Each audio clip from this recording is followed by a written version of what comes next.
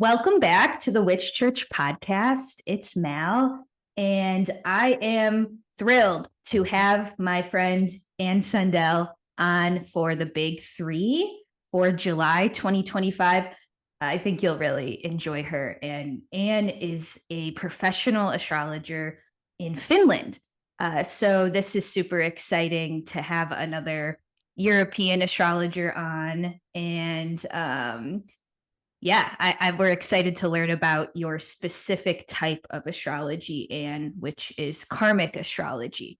So this month's forecast will have a little bit of a new flair with Anne's specialty. So Anne, tell us your big three and let us know a little bit more about where you are located.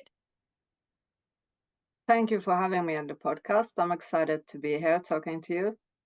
My big three is I have the sun in Scorpio at 29 degrees, so it's an honorific degree. And then I have the moon in Leo, and I have rising Scorpio also. So it's a lot of Scorpio, I guess. A lot of Scorpio. Yeah, a lot of Scorpio. So we're even lucky that you even told us your big three with all that Scorpio. Yeah, I think it's my Sag part, that Mercury and Sag helped out a bit. That's true. And also has a lot of Sagittarius. So I want to know more. Can you tell the listeners about your winding path to becoming a professional astrologer and how you discovered astrology? Well, yeah, I've been working as a professional astrologer for the last roughly 10 years now, just focusing on astrology. My journey started back in 96, 97, when I randomly wanted to have a course. I was interested in astrology since I was a kid, I think, but still I wanted to learn more, and I met a wonderful astrologer at a course that became my mentor, and she was into karmic astrology. So she had a lot of knowledge on the subject, which immediately fascinated me. And I kind of maybe thought that this is the astrology that everybody practices. But after a while, I kind of understood that it's a bit special, and some of the techniques I use are maybe different than many other use. So I have a formal education from the MISPA school in UK in psychological astrology, but karmic is like my passion, if you can say that. Yeah. Well, I feel like we use the word karma a lot in the spiritual zeitgeist, but maybe we don't quite know what it means. And I want to know more from your perspective. Is karmic astrology like the study of how we bring our energy into this lifetime? Like, how would you describe it or define it? I think I want to quote Stephen Arroyo there. He said that something like that, if you would have science that would study karma, it would be astrology. So through those different techniques, I think that we can learn about our past talents, that we can maybe develop in the direction that we are meant to develop by understanding where we are coming from. Yeah, it's really fascinating. Anne has, just in knowing Anne, I've been thinking so much more about our past lives and how that influences today's journey in our own, meat suit currently. And it's just a really fascinating type of astrology. So I'm excited to hear more about your perspective as we go into the transits of 2025. One thing I want to know, just to give the listeners some context, since you live in Finland and practice astrology in Finland, what is the cultural like view of astrology in that part of the world? And have you had any challenges, or like how has that been for you?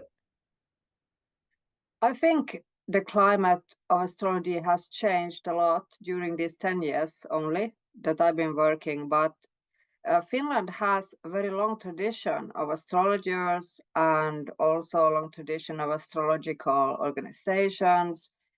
Still in the community, when you say that you're an astrologer, I mean, they're like, come again, you know, it's nothing that is very common. And I think it's maybe under 25 people that are actually working as astrologers here. So it's very rare to be an astrologer. I think that mostly my profession has been welcomed by people, or more like a curiosity. What do you actually do? Like, what does an astrologer do? But I also had some challenges sometimes in with the media, also with some newspapers and stuff. They've been a bit like wanted to downplay astrology a lot, and it's kind of everywhere. I think the same. It goes back to not knowing what astrology is about. Yeah. Yeah. I think I remember that was one of the first things that stuck out about you to me when we met on Zoom in 2021. And I remember I've never met someone from Finland, and then we're meeting on Zoom, and you were telling our class, which was a group of professional astrologers, how the newspaper printed something kind of bad about you, and I was like, what? This is crazy. Yeah, and because I'm also, I mean, I'm a registered nurse, developmental psychologist, so I have really like professions behind me. I mean, now we also have like education in Finland for astrologers, so I think that it's going to be a profession for many more people, and also people having the courage to come out of the closet as astrologers, you know, and just Yes, thanks to your astrology school in Finland. Well, maybe a part of that, but a lot of other things too. Okay. That's good. Well, this is a good background, and we're excited to have you on Witch Church. And I think this is perfect because the first transit that Anne and I wanted to touch on for July is the Venus-Uranus conjunction, which takes place on July 3rd. And I think it's perfect because, funny enough, Anne and I both have Venus-Uranus signatures natally in our charts. So I think it's funny that the universe has us talking about this right off the bat. Now, here's the thing, guys. Venus will always come into a conjunction with Uranus about once a year, give or take. So we've actually had a Venus-Uranus conjunction in Taurus before.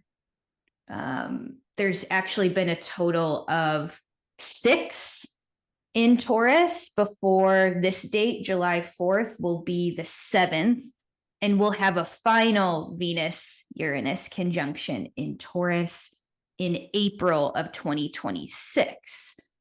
So I say this because we've all experienced this energy before, but I think there's something a little bit different about this one because it happens right before Uranus will move into Gemini.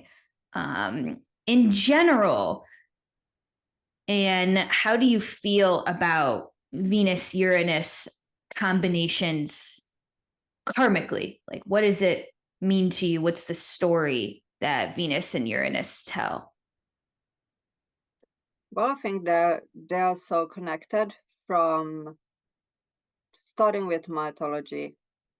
Venus was born from the genitals of Uranus falling into the sea, and she had these different variations like Venus-Urania, Venus Pandemos. So she was Earth and she was the sky. And that's so symbolic when you're looking at this conjunction moving from Earth to sky. So I think it's very powerful mythologically. They're connected. Always when I think about Venus and Uranus, I think about Urania. That's also an asteroid that can be connected to astrology. It might be good to check where Urania is in your chart if you want to see if you have an astrologer's connection, you know. That would be, I think I did that at some point too. But karmically, the last degree is a degree where there's a certain kind of urgency, or more like going really deep to learn the final lessons of this sign. Is it then in Taurus, opposing Scorpio? We are really fixed. We are really, I mean, one of the lessons might also be to look at how we can transform those fixations we have, maybe with that, how we can free ourselves, how we can expand our view. So what have we learned the past years with this conjunction? It's so funny you mentioned Urania, because me and my astrology student were just looking at that the other day during our lesson. And me, as a professional astrologer, I had no idea where my Urania was. But you can find it if you just go to astro.com and plug in your chart with the extended chart selection. Your Urania is in the extended chart selection, so you can see where it is. But where is your Urania, Anne? It's on my south node. So it's in Pisces. Yeah. Okay. In Pisces, yeah. If I remember right, it was in Pisces, yeah. I think mine was in Gemini, but I have to double check. But yeah, I think you're so right. The mythology of Venus and Uranus are so connected, and sometimes we forget that. And I think at the same time, too, this conjunction happening at 29 degrees, there's, like you said, this urgency in finishing up whatever story has been present for us in the Taurus part of the chart.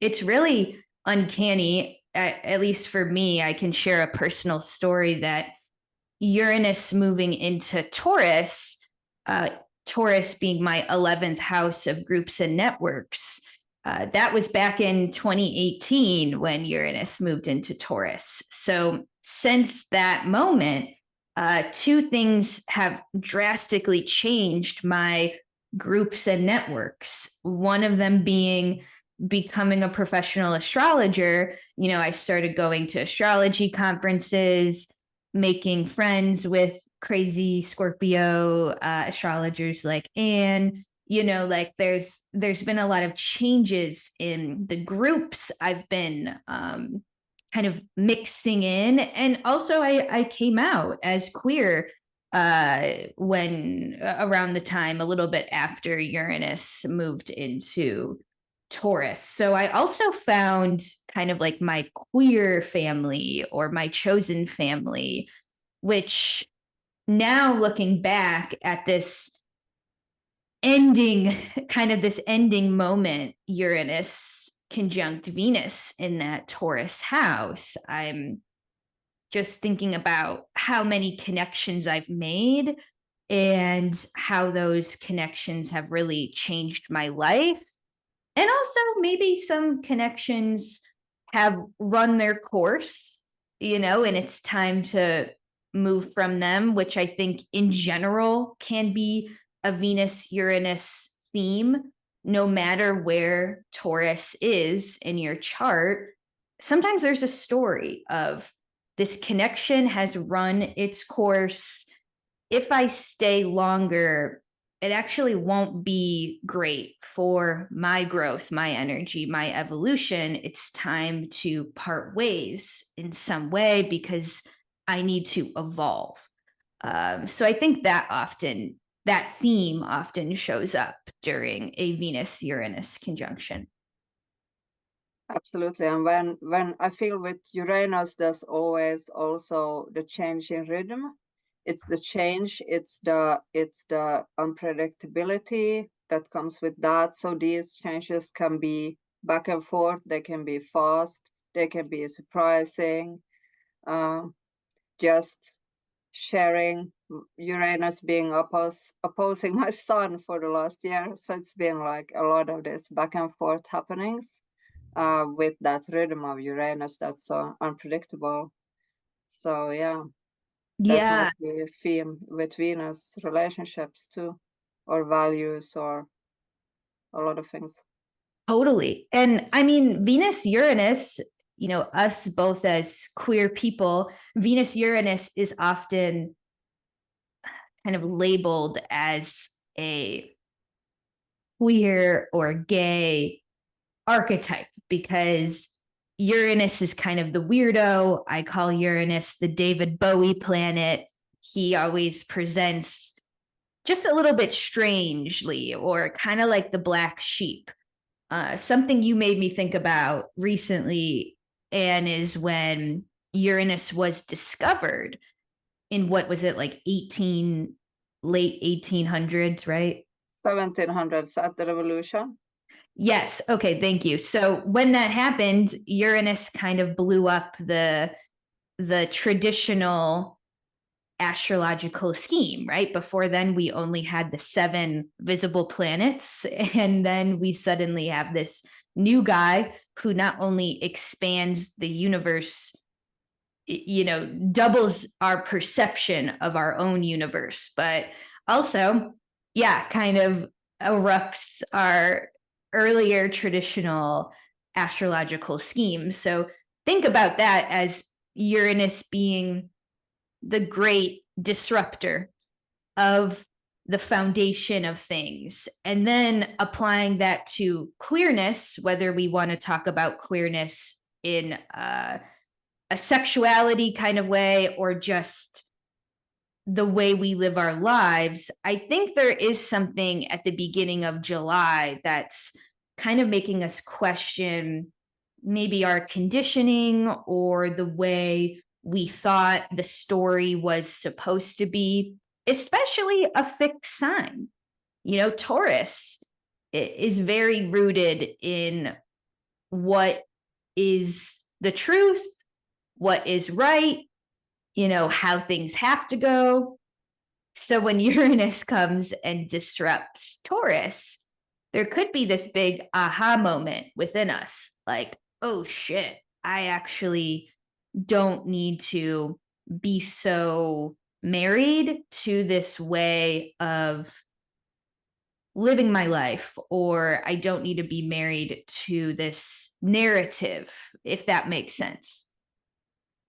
Yeah, absolutely. Yeah. And I feel like Venus is really transforming herself to becoming a butterfly, to really like having the objectivity that we might miss sometimes in the fixed signs before looking we are so into our own perspective.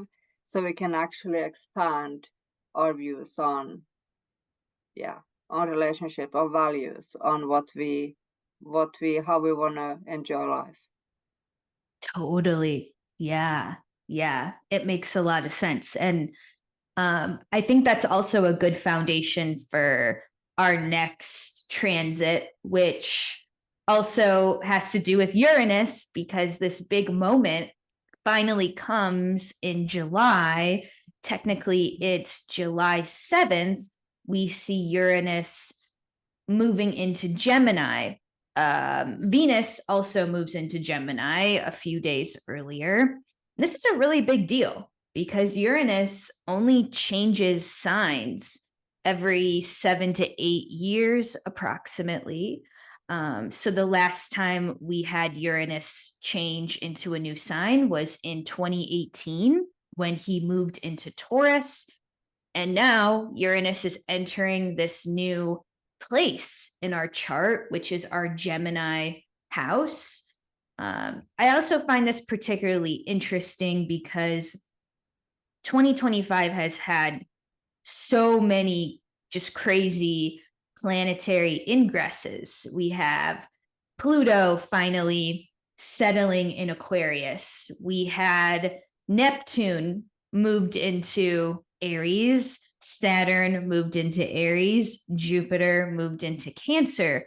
So this is the last like big planet moving into a new sign this year. And I think it's interesting that Uranus makes his move last. It's like we save the big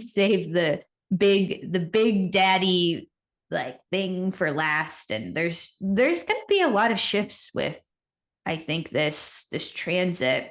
Tell us your intuition and about Uranus in Gemini and just anything you've been thinking about with this transit overall.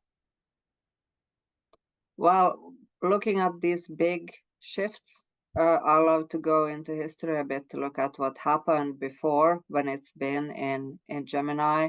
I feel that, I mean, I'm actually quite happy with Uranus being not in Taurus anymore and not, we had a very long, I mean, Uranus doesn't like to be in Taurus. Taurus doesn't like Uranian shifts. So I feel that there's a bit more harmony maybe with the air sign. I thought it was like really interesting to look at what's going to happen on the intellectual level. For example, I just read the news that the Swedish school system is going to change, for example, very soon. That, you know, these big changes that has to do with our thinking or education or ideas. The objectivity, how we can view that, a new type of maybe a new level of intellectual challenges, I think. Yes, yes. You just made me think about how in certain like fantasy books or movies, there's often like a restricted section in the library. Like I'm thinking about Harry Potter, like this idea that there's knowledge that is not not open to the general public. And funny enough, astrologers faced this challenge for a big chunk of our history when, you know, Christianity started to become more widespread with Emperor Constantine. This is when astrologers kind of had to go into hiding. We had to hide our books. Our books got burned. You know, astrology sort of became a restricted section sort of subject. But I'm just thinking about socially this idea of Uranus, who we have already labeled as this like revolutionary force who likes to come in and be like, all right, fuck this. Like, I'm changing everything. There's some kind of liberation of information that's happening when Uranus is in Gemini. Funny you're mentioning the Swedish school systems. In the US, we're seeing a lot of news stories. We have been for the past couple years about certain states restricting the knowledge of our history, like certain schools not allowing any sort of LGBTQ history to be learned or the history of Black people in America. Things like this. I mean, I'm thinking good luck for, you know, some of these oppressive systems, at least the United States, trying to keep certain information from not only like, I think the general young student population, because Uranus in Gemini just is this insatiable young student who is going to break into the restricted section. So, I mean, there's just no way this restriction of knowledge is going to last very long. Yeah. No, absolutely not. Also think about Gemini like the twins, like the duality, and like in history also we got the periods where we got, for example, divided countries. We had like some people against each other in the same country, for example, opposing ideas, that this might also be maybe a more also shadow side of this transit, that we're like finding different intellectual, we find ourselves in different, really far away from each other, radical intellectual situations. That's such a good point. Yeah. Do you think, talk more about like Gemini karmically? I know I'm putting you on the spot, but yeah, what do you think about, let's say you were reading for a client who had just like a ton of stuff in Gemini, or even had Uranus in Gemini, like conjunct their sun or something, like something really profound. Like, what do you think would be part of their path in this lifetime?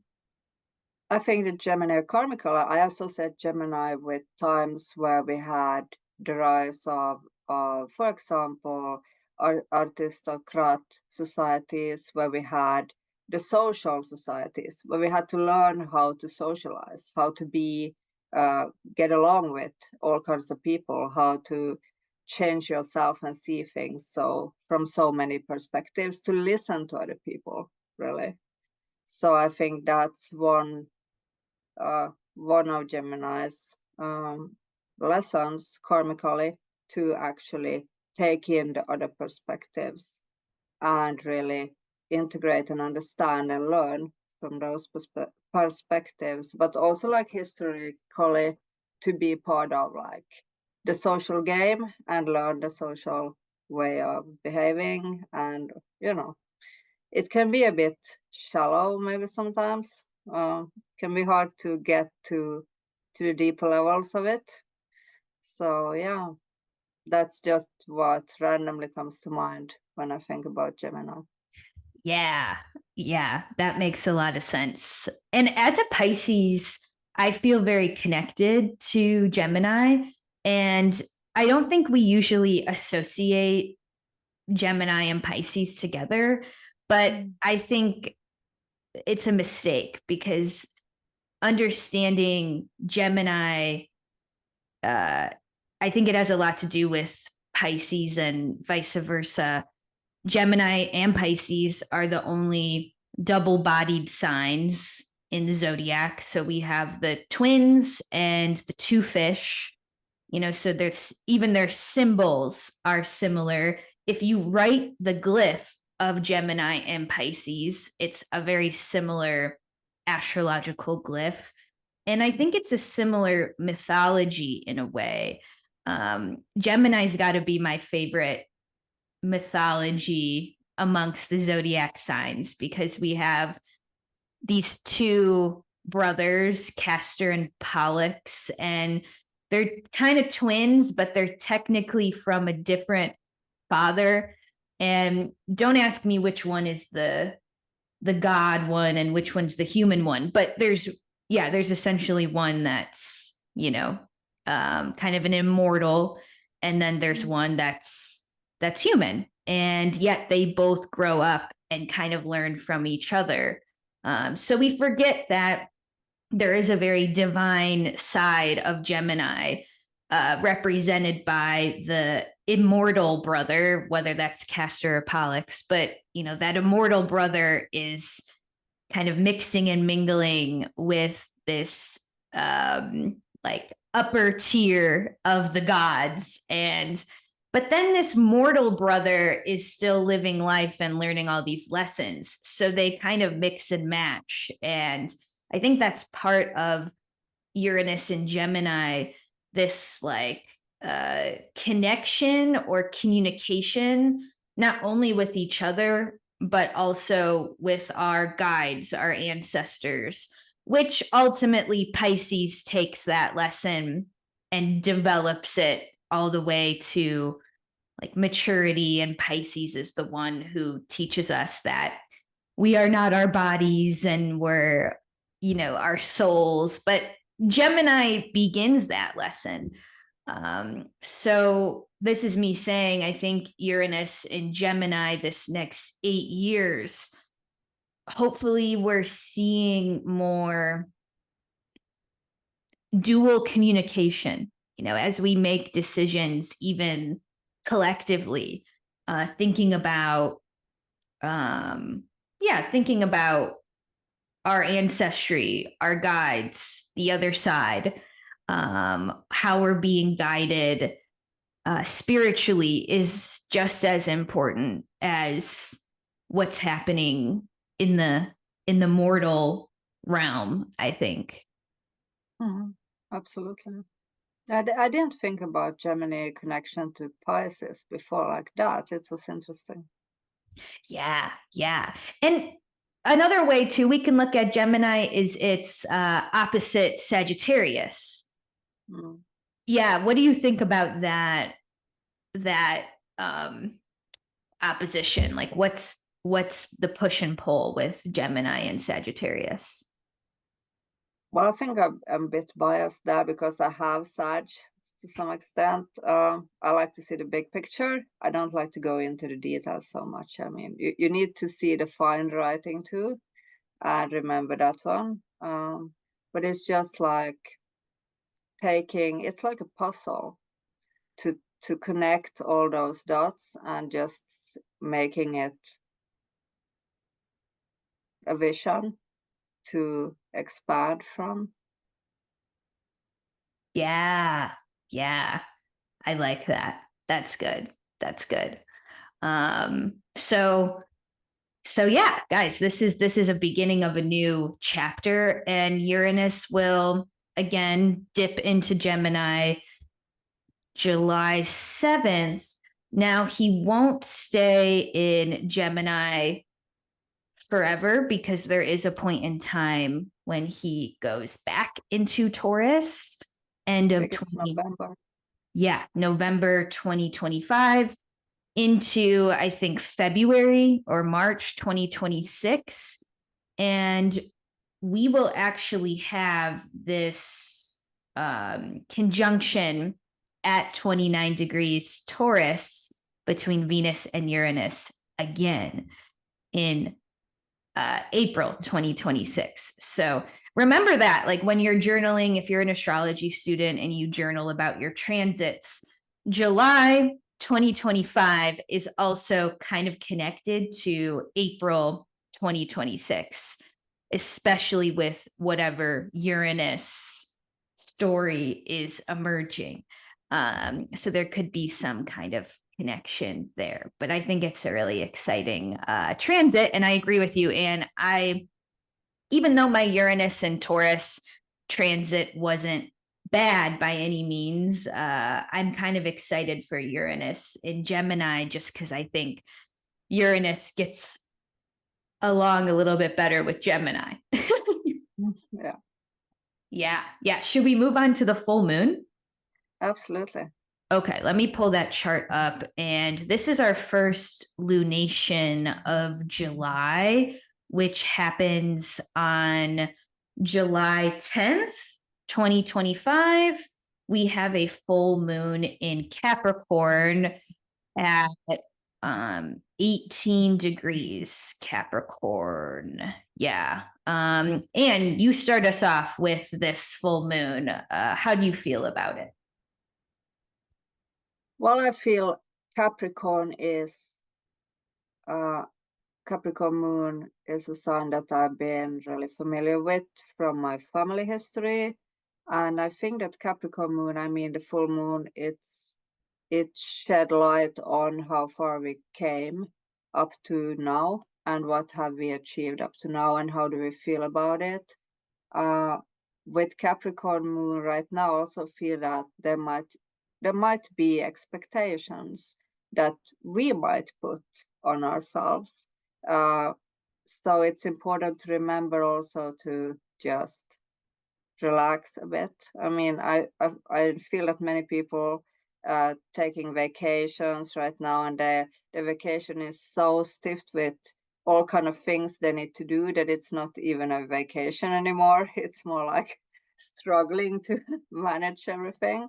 So I think it's important to be happy with where you're at right now, how you made that journey to this place at the full moon, and be kind to yourself with those expectations, or don't forget where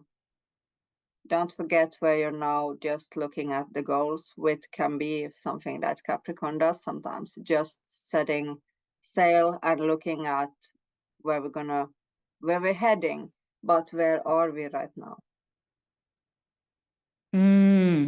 That's such a good reminder with Capricorn. And I think just anything that highlights that Cancer Capricorn opposition often highlights something about our ancestry and legacy, and even the notion of being a parent and wanting to build a better life for your kid somehow roots back to Capricorn and Cancer, because these are our kind of mommy daddy archetypes in the zodiac.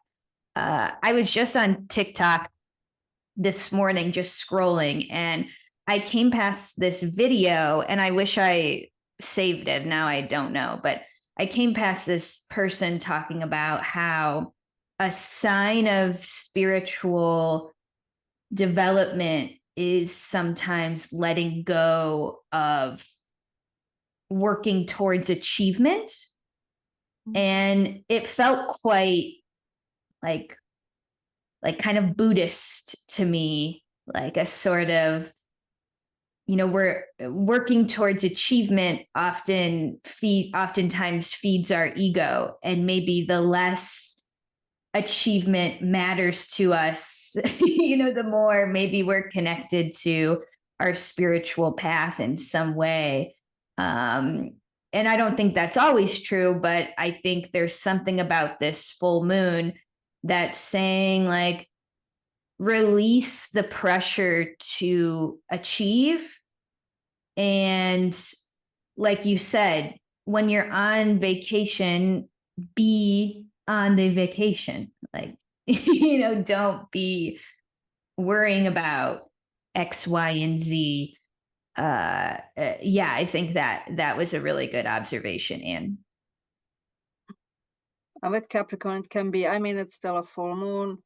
It can be a time to also remember the emotions and the emotional background and how things made us feel on our journey towards this place where we are right now.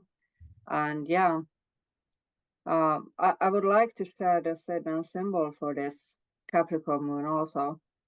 Yes. That's 19 degrees in Capricorn because it's over 18 degrees. So we have the next degree in the Saturn symbol. So it's a 5-year-old child carrying a bag filled with groceries.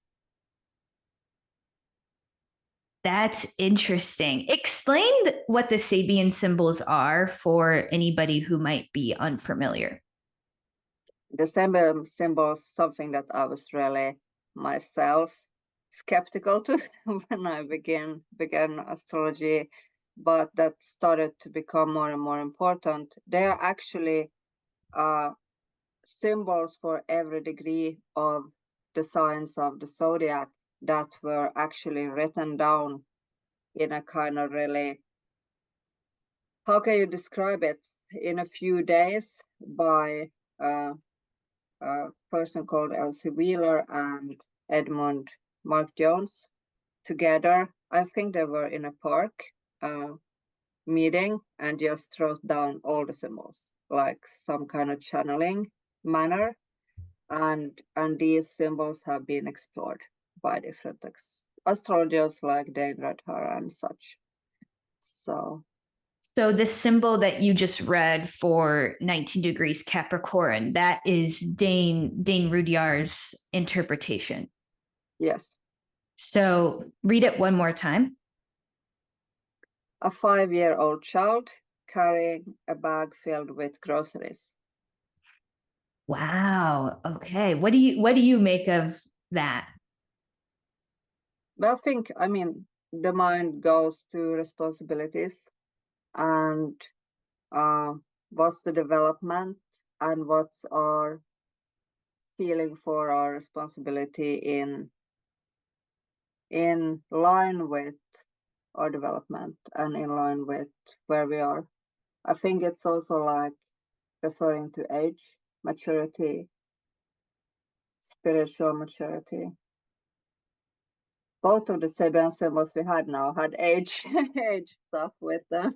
Yes, you guys will hear when we finish our forecast with the new moon in Leo. There's another Sabian symbol that has to do with age. Yeah, I think Mark Edmund Jones, he writes about that Sabian symbol kind of like being about the responsibilities we had to take on when we were too young. And I think the modern psychological term would be parentification. So maybe these parentified traits, trying to manage other people's perceptions of us, trying to, take on a burden or feeling the need to carry some kind of burden. We can root those back to our childhoods.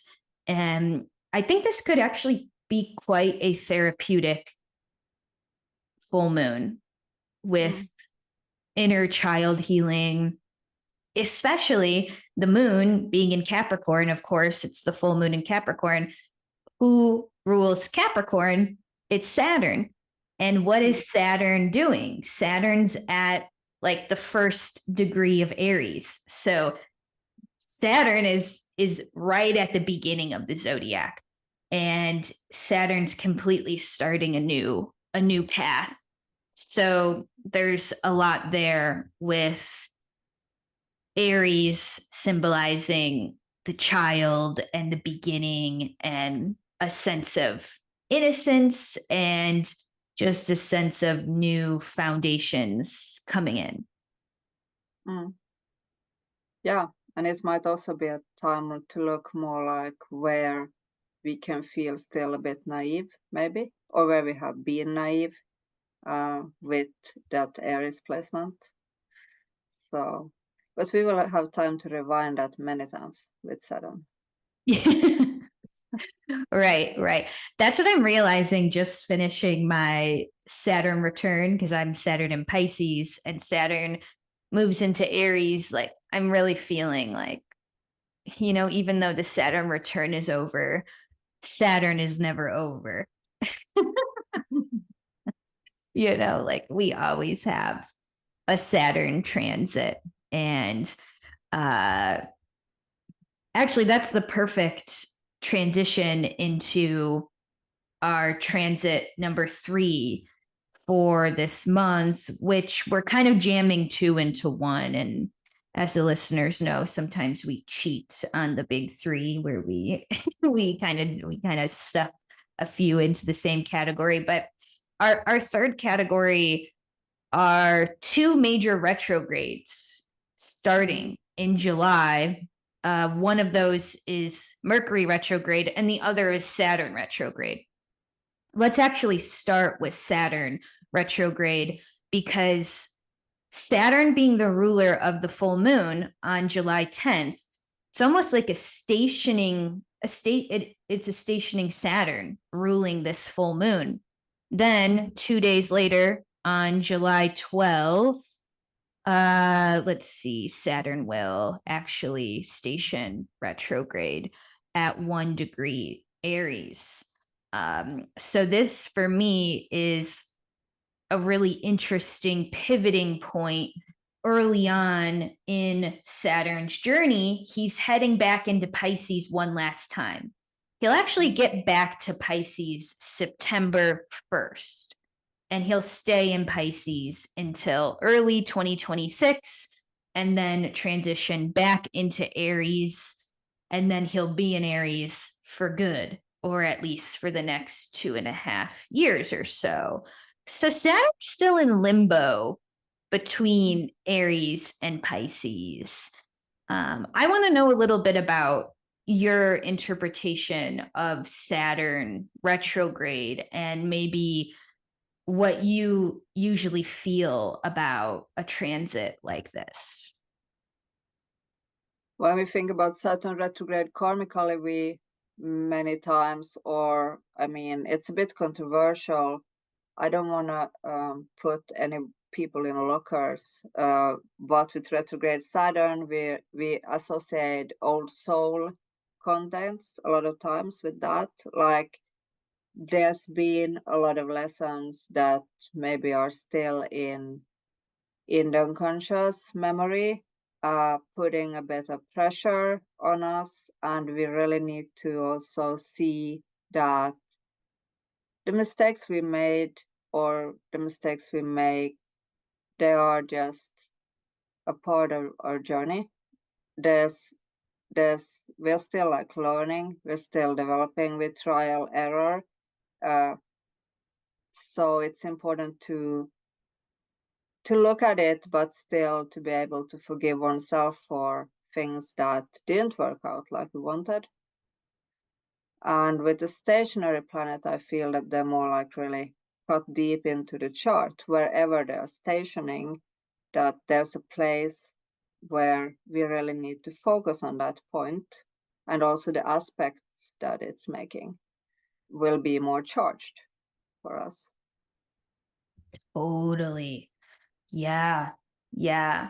You know, when I tap into the emotion of Saturn stationing retrograde in Aries at 1 degree Aries, I think of, we've all felt this, I think, at some point or multiple points in our life when we feel like something isn't working and I have to let it go or I have to start over.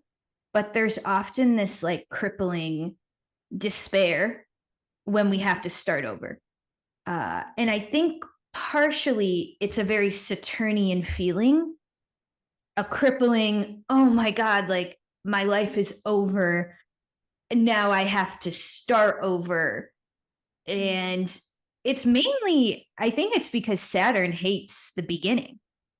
Saturn's so much better at the end. That's one of the reasons he rules, well, at least in Hellenistic, he rules Capricorn and Aquarius. He rules the penultimate signs of the zodiac, the before Pisces wraps it up. But he rules these ending signs. He's much more comfortable at the end, where things are established, where things are, have a foundation, where we can build on top of something that's already stable.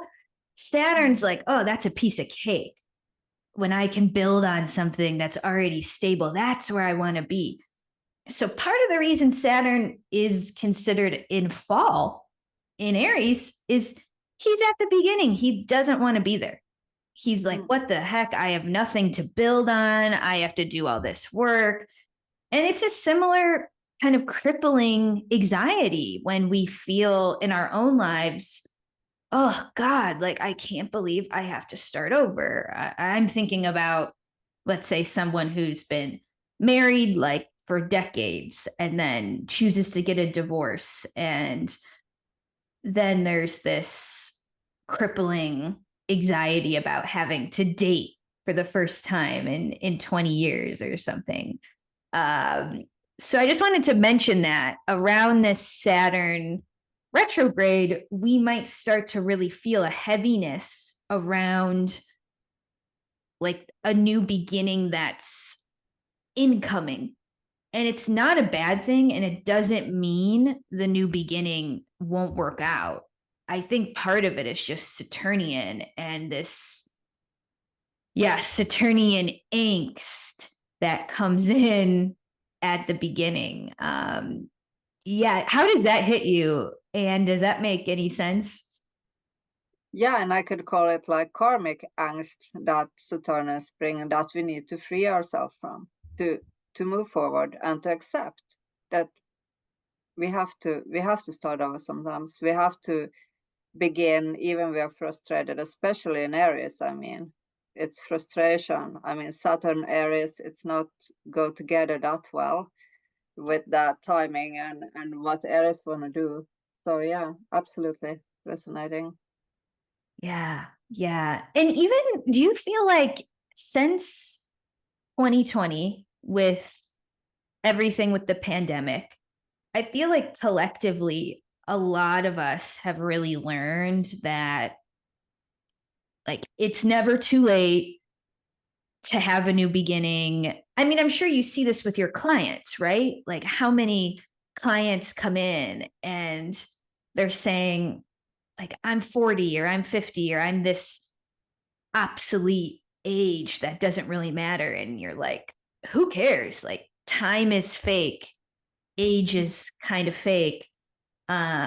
Ultimately, there's some collective lesson about maybe our conditioning about age as well, and what age is an appropriate age to do this or that, or I don't know, even turning 30 this year, there was a lot of pressure of like, God, like I'm 30, like I'm supposed to have this figured out. And then I'm just like, it's all fake, I guess. You won't be any cleverer when you're 40 plus, Still has to figure it out again. That's if the that thing. makes me feel better. That's the thing, guys. The midlife crisis transits are coming. The midlife crisis transits in your 40s. Yeah. Well, that's good. I really like our overview of Saturn retrograde. And that brings us then to the other retrograde we're highlighting for July, which is Mercury retrograde in Leo. And I will put the dates up on the screen if you're watching on YouTube. But guys, this Mercury retrograde is a little bit cray-cray because Mercury enters Leo actually at the end of June. As we're recording this, let's convince the listeners we're recording this at the end of June and not on July 1st, because I'm a procrastinator. But end of June, Mercury enters Leo. We enter the pre-retrograde shadow June 29th. Now Mercury will actually station retrograde on July 17th. Will not station direct until August 11th. He gets out of his shadow August 25th, and then finally moves into Leo September 2nd. So that is 67 days total of Mercury in Leo. That's not normal. Mercury's one of the fastest moving planets. We don't usually have Mercury sitting in the same sign for that long. So I think even just that feels significant. What are you thinking with this Mercury retrograde in Leo, Anne? Well, I kind of like that it's in fire, that it's in Leo, I feel it's Mercury getting more brave, wanted to speak his heart maybe more, getting a possibility to rewind stuff that's connected to inner child, creativity, connecting more with that side of yourself. Yeah, it's a long period in Leo, absolutely. Yeah. So I think it's also good to check where it's at in your chart, because that's going to be an area that you might be feeling that you need to maybe go forward and then rewinding a bit, and then, you know, with every retrograde, I think that we can find some kind of gifts or some kind of things that we forgot, that we have a possibility to go deeper into that area of the chart for a period of time to kind of examine that. But yeah, That's a good reminder. Yeah, because I think out of all the retrogrades, we tend to freak out about Mercury retrograde. And it's a good reminder that you're so right. Karmically, every retrograde might have a gift or a lesson that's really important for us to move forward. Yeah. Like take up those creative projects that you might have put on hold, or just do that hobby that you wanted to do, but you kind of postponed, or, you know.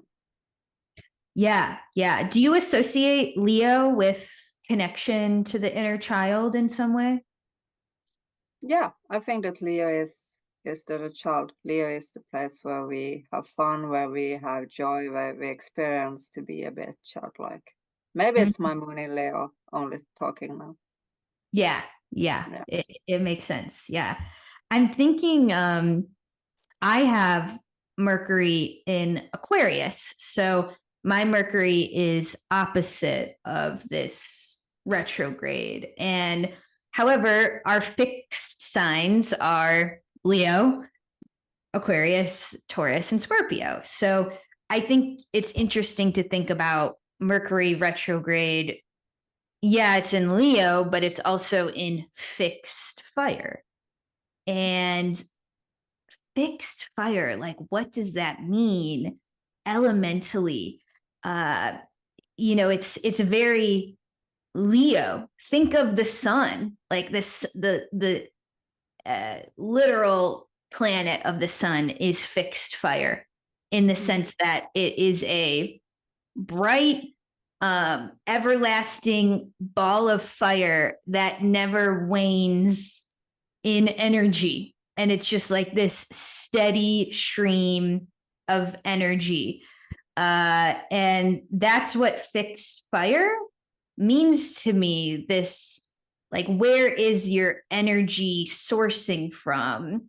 And with Mercury retrograde in fixed fire, we might have to go on a little bit of a journey to rediscover our energy and where it's coming from. You know, this, I'm even getting this image as I'm talking about this. Like, let's say you were staying in someone's cabin in the woods, and you know the house is getting a little bit cold because it's winter. So you have to go on a journey in the house to find where the heater is and how to feed the fire with wood or whatever. Like, there's a journey of where is my energy source and how am I feeding it? And from one fixed Mercury to another, or, well, you're not fixed Mercury, you're mutable Mercury, but I mean, like, as a person with a fixed Mercury, we're going into fixed Mercury retrograde. You know, it's a classic lesson to be like, you're not always right.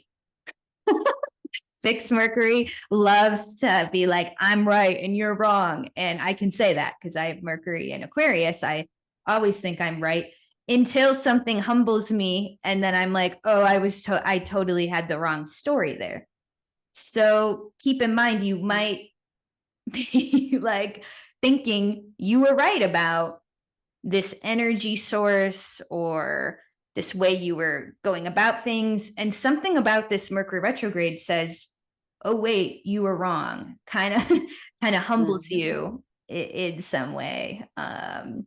Yeah. Yeah, does that make sense, Anne? Yeah, it makes total sense. Yeah, and in Leo also, it can be a kind of lazy fire. It's a lazy one, you know, of the fire signs. So we might want to embrace that energy in between. Yeah, I'm trying to think of like a person with Mercury and Leo. I can't, or like a celebrity or a client story, but I can't quite put my finger on anybody. I just know that some writers have it. I mean, creative people. But you Mm, also need a space between that creativity and work, just to relax a bit in the sun, like the Leo does at the salon. yeah, yeah, Mm.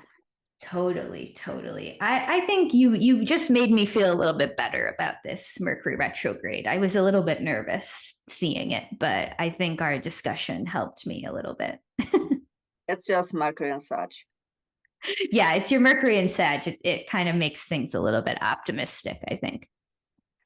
Um, all right, guys. So that is kind of our last transit, but to wrap up our big three, plus the lunations, we'll finish this month with the new moon at 2 degrees Leo, which comes through July 24th. I'm going to show this on the screen here.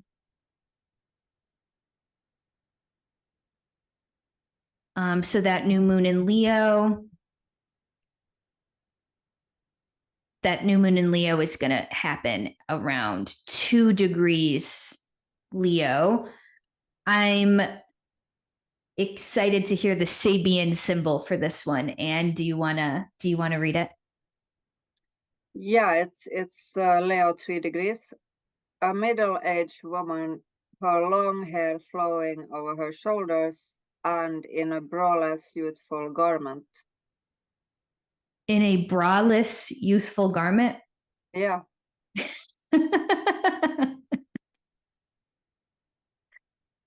Okay, no wearing a bra on July 24th. No, it's just burn the bras this day. It's the burn the bras new moon. Yeah, yeah. Absolutely. I like that. I like that a lot. Yeah, it feels that symbol, the middle-aged woman flowing hair, braless, it makes me feel really free, and it reminds me a little bit of the maiden mother crone journey, like how the crone can tap into the maiden and the maiden can tap into the mother and the mother can tap into the crone, these different phases of our lives having a distinct flavor of wisdom. Yeah, how do you feel about that symbol? Yeah, I feel it's kind of rebellious. I think about the Aquarian side of it, really, just not swearing a damn about what society wants you to be or do or how you should look, or just being really free.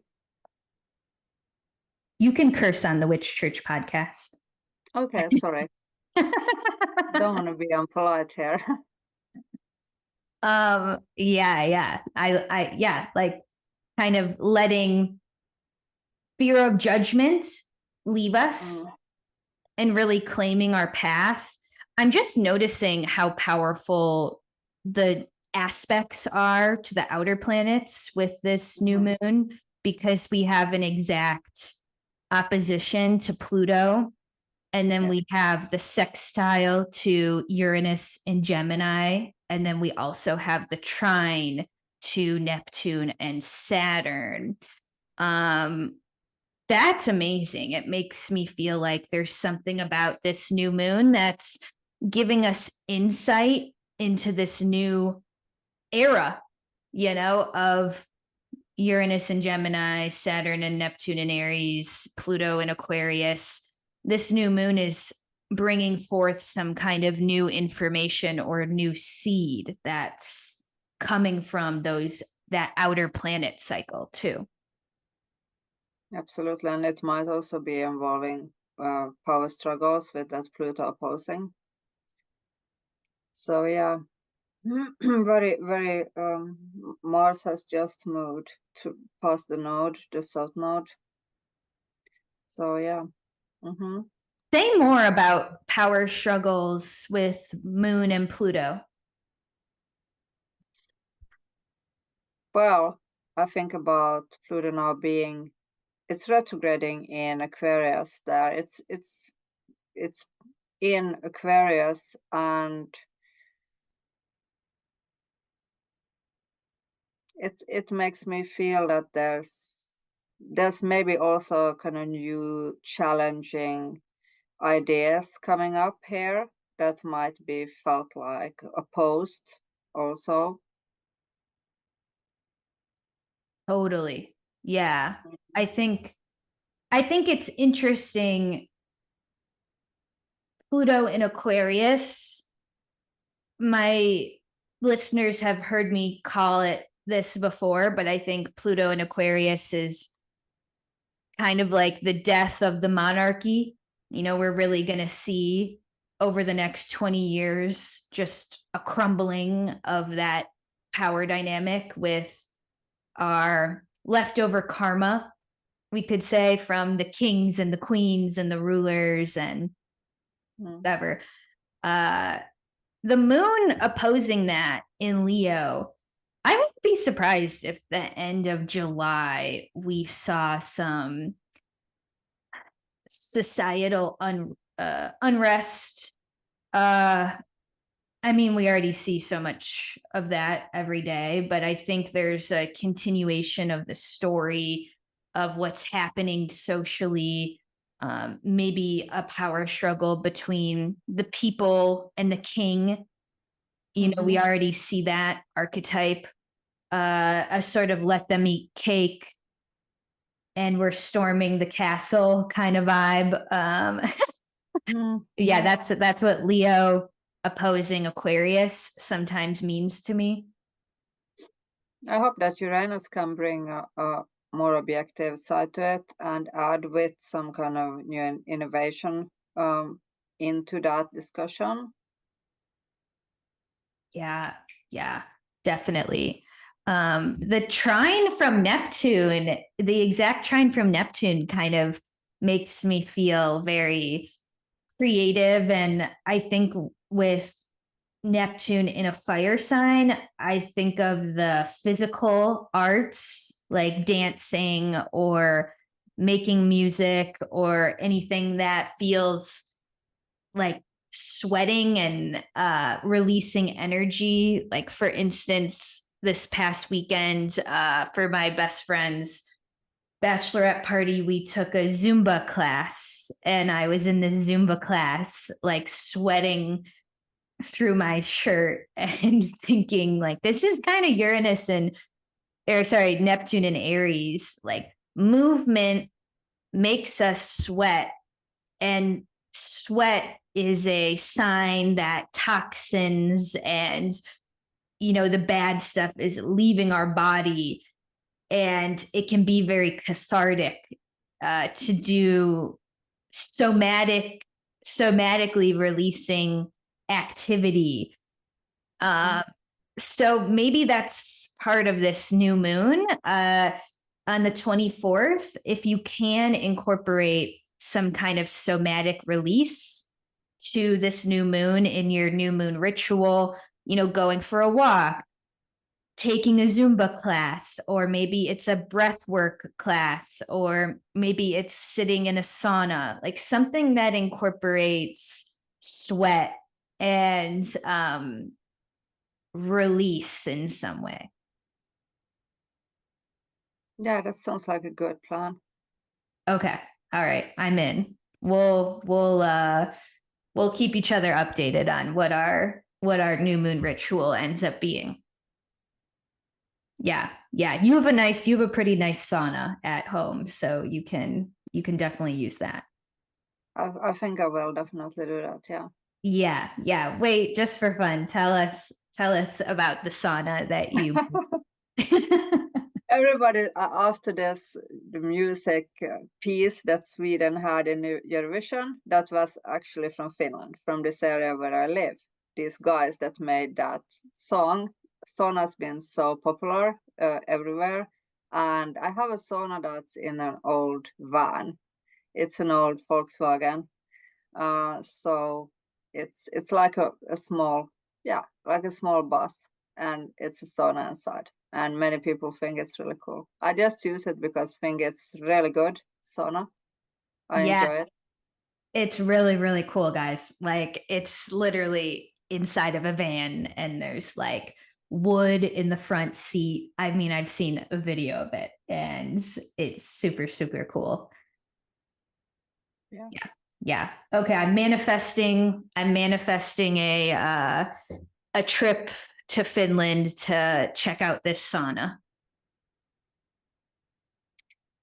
Hope that will be happening. Yeah, soon. And thank you so much, Anne, for being on the podcast. It was so fun to get this karmic perspective from you. And before we go, I want to know a little bit more about where we can find you on the web. I, of course, will have Anne's handle, Instagram handle, and website and all of that in the show notes. But also tell us about your book, because you have a book on karmic astrology right now. It's only in Swedish, but you are eventually going to come out with it in English soon. Yeah, as soon as it's possible. So yeah, we're working on that right now, but I gave a book in Sweden this spring, and you can find, if you can do Swedish, you can find my book at also my Instagram, Astro Service Finland, for example. I'm also working with the Nordic students of astrology right now, so we're going to expand our network, doing more different kind of like workshops in English, different forms of astrology. So if you want to check that out, there might be more stuff in English. Yeah, absolutely. And you do consultations in Swedish, Finnish, and English. Any other languages I don't know about? No, that's those three for now. Okay, those three for now. And great. I'm excited. I'll put all of Anne's information, including her book, in the show notes if you happen to read Swedish, or maybe you're a listener that is over in Scandinavia, and we'll keep the Witch Church community updated on the English version of your book. And let's just say once the English version of the book comes out, you'll be back on the podcast and we'll be able to talk about it a little bit more. Okay, it sounds like a plan. Okay. All right. Thanks, Anne, for joining. And thanks, Witch Church. We'll see you guys next time.